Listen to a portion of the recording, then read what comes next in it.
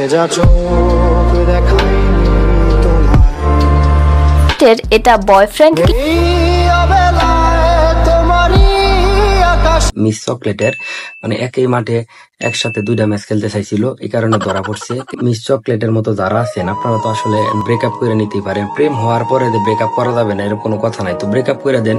একই সাথে দুইটা মানুষের সাথে রিলেশন করতে গেলে আজকে ছেলেটার যে অবস্থা, আসলে এই ধরনের প্রেমে থাকা খাই তো সব ছেলেরা হতাশায় পড়া মেয়েদের উপর আক্রমণ করে, নয়তোবা নিজের জীবনের উপর আক্রমণ করে, নয়তোবা হতাশ হয়ে এরা নিজে পাগল টাগল হয়ে যায়। আমার খুব কাছের একজন বন্ধুর জীবনে এরকম ঘটনা ঘটছিল, তারে ডেডিকেট করে আমি আজকে এই ভিডিওটা বানাইছি। আমার ওই বন্ধুর ওই সময় উচিত ছিল যে মেয়েটারে এইভাবে যেভাবে থাবড়াইছি ওইভাবে থাবড়ানো।